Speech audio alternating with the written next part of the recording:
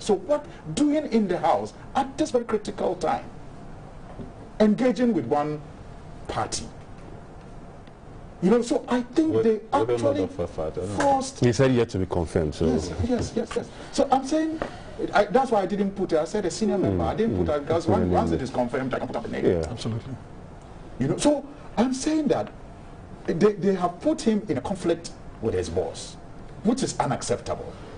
You see, yesterday, he did something that the speaker did, which they protested against. Remember when they walked out? Speaker Badwin had asked the finance minister and all other ministers who were not members of parliament to leave. To leave, yeah. And they got angry and said Mosquito should leave the public gallery. Yesterday when they were going to do the counting, what did Speaker Joe Wise do? Say. But I think... So you see how unfair they have been to Speaker Badwin? Same. When they were going to do the head counting, same. No. It wasn't even... Same. But it wasn't even called for division. Let me have Sweeney to finish. Let me have Sweeney to finish. What was not there? Okay, just hold on. Let me have Sweeney finish up. Yes. So clearly, it wasn't a division. Actually, a division is what will call for that. That all lobbyists should leave. Yeah. Which clearly was what Speaker Badwin applied, because they, in the majority side, called for division. Division, yeah. And you see, there's a reason why you have to clear the lobbies. When you call for a voice vote, the lobbies are there, people who are not members of parliament are there. So when the speaker decides that the yes have it or the nays have it, and the ruling is challenged, the procedure is now to distill the voices to members of parliament. That is why you challenge it. So the speaker now has to distill the voices, and in distilling the voices, you ask every member who is not a member of parliament to vacate. Then you call a second voice vote. At that point, you are sure that those voting will only be members of parliament. Even in that case, if your ruling is still challenged, you then go to the division gates and mention people by their names to come through the yes gate or the nay gate. So Speaker Badwin was within the law. In fact, yesterday they didn't even call for division, they called for head count. And even with the head count, Joe Wise was minded to ask ministers to leave. They didn't get, and he said they should go to the public gallery where their general secretary and others were seated. You said he wasn't there. No. They were seated there. So first and foremost, just the last one. He claims that we say do this and do that, but we are against taxing the people to do that. Yes, because taxing the people is not the only way to raise revenue to. I never said it's the only way. For example, we have suggested to them that they should cut the waste in the system. The waste, the expenditure that does not benefit the common Ghanaian, like renting expensive jets to fly around. We have asked that those be checked. In fact, yesterday, just to defeat their own argument that they need more money, before they engage in the charade that they engage in, did you realize the business they did? They granted tax waivers to multinational companies.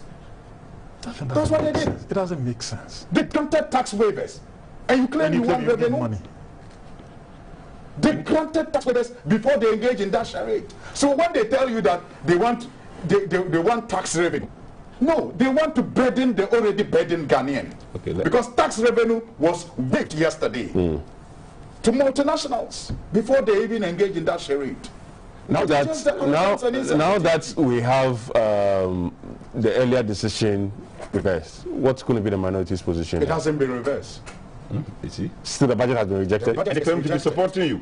Clearly, like but yesterday, from what happened yesterday, the majority was saying that the budget has been approved. What happened yesterday was unconstitutional. I've proven to you that the speaker was wrong in law, was wrong in logic to have counted himself to form quorum. So by our standing orders, it was wrong.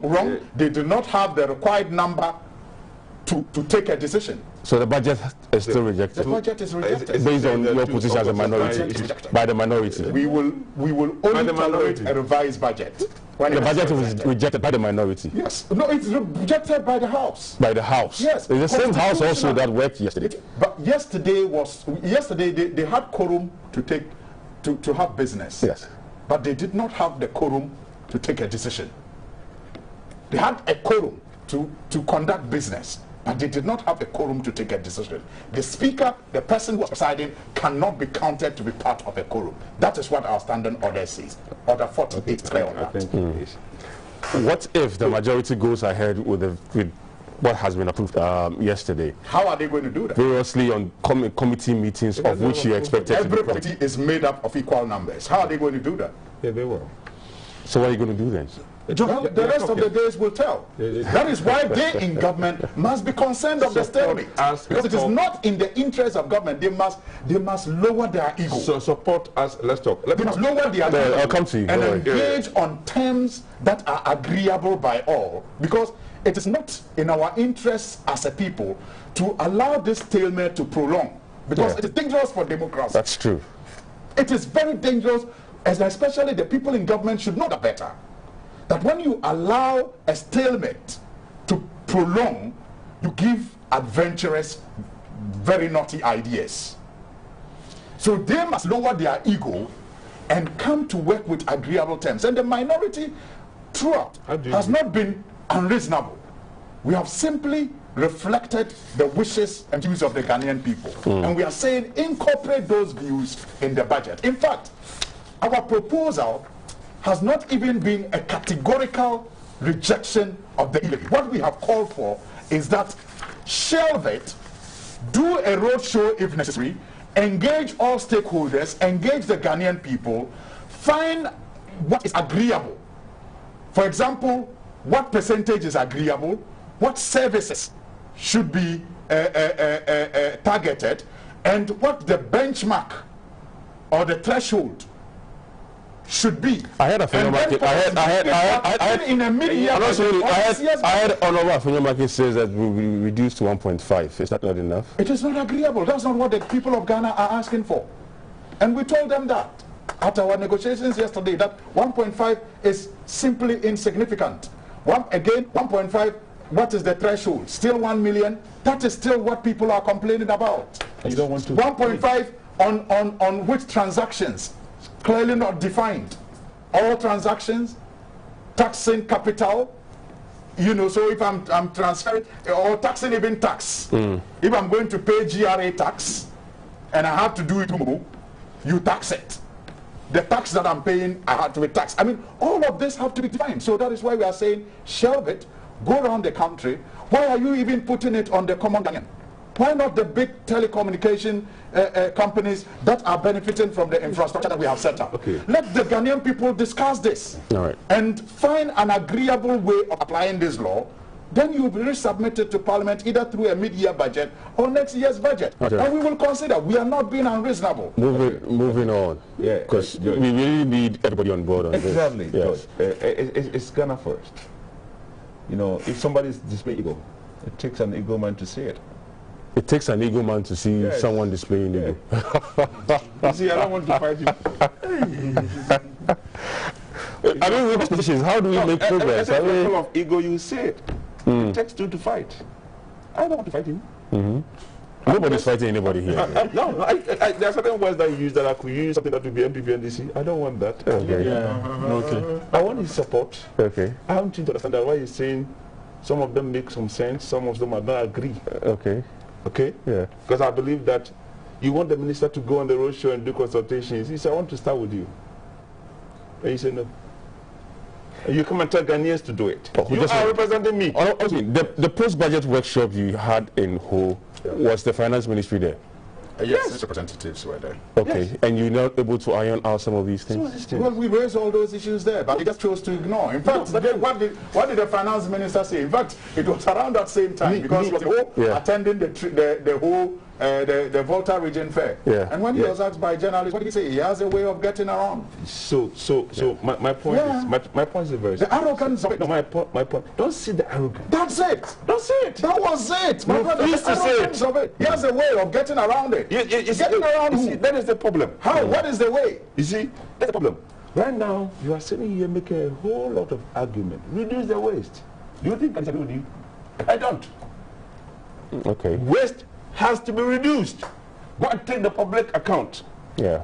Some 12 billion, whatever it is sitting there, that is something we should go and catch. Yeah. But until we get there, Ghanaians needs to be taken care of. And what's the logic of funding, supporting Ghanaians? So we tax Ghanaians to take on them. How do you pay for it? So I'm saying that you turn on the waste reduction strategies, widen the tax net, and the people are crying for development. Look at the Adenta MP, Medina MP, goes on demonstration for road because it's delayed. Do I disagree with him? No. But you come to Parliament and fight me for trying to get money. I know there is waste here and there that I need to work on. It's not like nobody's ignoring you. And you have the opportunity to make one more strong statement to the minister in your leadership. He said no. And you turn around and say, go to all Ghanaians. He has to start somewhere. And all you're reading into this is ego, ego. Who is displaying ego? Close your eyes. Don't see it. Go on your issues. Take the opportunities. Meet, talk. Continue to advocate for what you stand for. And be open. If you really mean well for Ghana. Because otherwise, it's just political games. They come, when we go to the radio, because I know some of my friends in NDC. They think the bond is too much. Let's find ways and means and get money locally. And there's a policy. It may not be the best of times. Let's talk about it. Let's see maybe if we can reduce it to 1 or 0.5 or make it, or now I hear they are talking to the telcos to try to, because they take 2% anyway. And when they take it, where do they take it? They take it away. So they're talking to them. Can you cut what you take from the all of these things have been done before, at least coming out with a final document? No, but the question is, this is also part of the process. Because I've heard from civil society organizations, especially those involved in economic issues, they all have a position which obviously does not favor this 1.75 e-levy. So I ask myself, I know there's always a pre-budget consultation and there's a post-budget consultation. What really happened in all these processes? It was, I know, for instance, kind of like do a little bit something on the transport side. Yeah. I know the transport unions were consulted, but I don't know the extent to which everybody else was. The policy is there. You know, I'm a businessman. Yeah. Tax is a disincentive to business in some way. Sometimes. Yes. Even for individuals, it reduces your disposable income. Yeah. Even the national income calculation, it is called a withdrawal, except when the government takes it and really get the full benefit of it. Yeah. Okay, so I am not saying pro-tax, but I also know that this country has to be developed. What we see in America, in the UK, and the places that we like. I used to prepare taxes. I had a tax firm in the US. People pay as much as 40%. For every $100 that you get, you pay $40, and at the end of the year, you file your taxes and get some refund back. Okay. Okay, so we have to pay for our development. How do we do it? You are the same person that says that borrowing is too much. You see? You know, anyway. And you want development. So why is the money in it? Let me... you don't want to borrow. You don't want people to be taxed. You don't even want to consult. You don't want to create opportunity for consultation. You are the same person asking for development. What do you think you are doing to yourself? That's this. We've heard from Sweeney. Yes, we have. And the position that I'm not only hearing from him, I've heard from other members of the minority. Yes. And it looks like it's going to be a tough time in the committee. No, let's not pray that. Let's not pray that. Especially looking at the numbers, because in order, almost all the committee, if not all, they have equal numbers. There's another hurdle there to be crossed, still with the budget. Actually bigger. That's even bigger. Yes, that's even bigger. Because there are two entrenched positions at the committee. Yeah. One side saying that there's no budget, one saying there's There is budget. There will never be a business. Okay, that one. There will never be business. Yeah. But they will talk. So see, so that would be a midway. At the end of the day, it comes back to the same point I keep making, which is what Honorable keeps supporting. That dialogue should have been the, in fact, should have been the first thing from the word go. What is happening would never have happened. I admit that indeed, if you read the mood of the NDC on the Friday, they were angered by what is now being termed the ego of the finance minister because he didn't take part in the voter consultation. And so clearly they were angered by that. So when he came to make the withdrawal, they were not willing to support him. Because to them, he had that opportunity days back in voter region, and he refused to take advantage of it. So they were not going to give him that olive branch to do what is necessary. But at the end of the day, we cannot be stagnant. We have to make progress. The country needs to be developed. But it is weird when Suhini tells me about, tell us about this tax waivers. Yes. Tax waivers didn't start today. Tax waivers. Well, our problems are different today. Our problems are different today. And we can talk about it. That is why you need to review your decision. And we can talk about that tax waiver. And then guess what? I remember very well how Dr. Baumia and his friends were attacking JM for these tax waivers and the wastage. In fact, the finance minister's first budget hinted at reviewing tax waivers by criticizing the previous government for giving too many tax waivers. His first budget. And taking away new tax. So let me let me have justice finish. Don't worry, we have to. We'll be wrapping up on that. Just hold on. Let me have justice finish. So the point is that the very thing that each side calls a contradiction are the same things that the other side is talking about. The same tax waivers that has never helped us in any way. The same wastages in our system, public system, that we are still confronted with today. Nothing has been done. In fact, the mantra of Yetisika also come there is still with us. We've never moved on from that point. We are still hungry. We are still the most resourceful country possibly in West Africa, if my calculations are right. But that bold decision to take us from this poverty status to the level that I can drive safely to my home without having to drive through sometimes manholes and other things, and having that decent hospital, that place that I can rush to in case of an emergency, either by way of the police or by way of fire service or any of these other services, are not available. Yet we sit here on TV every single day, debate each other, insult each other, accuse each other of the same falsehoods and the same accusations, and nothing gets done. George, my position remains one. I'm a citizen of this republic. Until death do us apart, I will remain a citizen of this republic. And my interest would consistently be the development of this country. And I will strongly urge these two political parties to do whatever it takes to get us to that level. Okay, all right. Excellent. I'm picking my final stretch. All right, then I'll see you have the final words. And then he talks about. But again, you have to find out. You as in the government, because there are about 3 more budgets to present. Clearly, this is so I mean, it's going to be a tall one. Yes, there are about 3 more budgets to present. Each party will learn from this experience. Exactly. And so there's a lot of work for the government to do. And leadership will talk. I just pray we don't end up with the Liman's administration. If consultation. If the consultations were not now, I will speak wherever I get opportunity that we'll do more. We will engage, but they have to also meet us halfway. It's about the business of Ghana. For me, that is what the bottom line is. And we're talking about waste. Yes, we should look at it. We're talking about why did it happen? But I understand. I don't know. Parliament, I don't know if I won't call this waste because I've been there before. I know what it is. You're calling for a budget of about 1.7 billion. Yeah, from 500 million. That's times 3. That's 3 times 1.7 billion. And how much is going to presidency?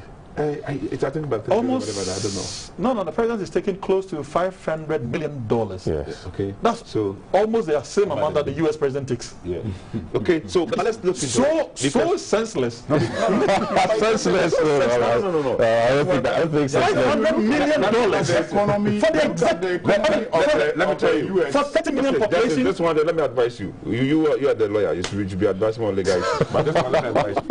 Because you can easily make a mistake by just hearing the number and just criticizing it.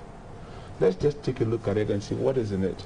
For all the special initiatives and programs. As for the parliament, you shouldn't take your time. Come on. You should just Honestly, I'm amenable to your advice. Let me have him to finish. Let me take your advice. Let's quickly. The time is just right now. I have to get to this. No, I was taking your advice seriously. Until you really get close to the number. $500 million. No, until you really get close to it. The presidency of the Republic of Ghana. You make a mistake. Why? Okay. Because I'm telling you, if you go to the numbers, the estimates, and I ask them, I encourage my friends to look at it critically, they will explain to you why they are going from here to here. They should try to understand what the bridge is. Okay. Until those estimates are done, we will be probably making a mistake in saying that this is that, this is that. So I think we should really... $500 billion. Honestly, to really... Okay, all right, gentlemen, to really make progress, I mean, taking an entrenched position also wouldn't help. I think that the introduction of the parliamentary budget is just a red herring. I mean, every institution during the budget preparation processes make requests. Sure. And their requests are always reviewed. Sure. So, yes, indeed, the Parliament of Ghana, not parliamentarians, the Parliament of Ghana, for the working of Parliament, the staff of Parliament, their promotions, their whatever, conditions of service, the special assistance, the security that has come on board, all of those things were considered. And a budget was presented, which was cut down to about 5 million. It's been 500 million Ghana cedis, but the request was 1.7 billion. Yes. So, and that is what happens. Ministries request like 1.2 billion, they are given. It happens. All right, but what I'm saying is that we need to make progress. That introduction is just a red herring, right. Bastardized speaker background, which is unnecessary. Okay. We must focus on the approval process of the budget. And once again, I just want to reiterate that the speaker who was presiding yesterday was wrong. It wasn't. In his decision, we are counted to be part of quorum. It has to be. Okay. That Order 48 does not allow him at whatever time to be part of quorum. We'll leave it here. Cannot be part of. Gentlemen, thank you very much. Great for having you this morning. This program will be repeated. Okay, I'll have to wrap up. This program will be repeated this evening at 11. After our major news bulletin at 10 on GTV. So in case you missed some bit of it and you also want others to also watch, just let them know. 11 p.m. we'll have a repeat of this program. Focus continue same time next week. Bye-bye. I'll see you when I see you.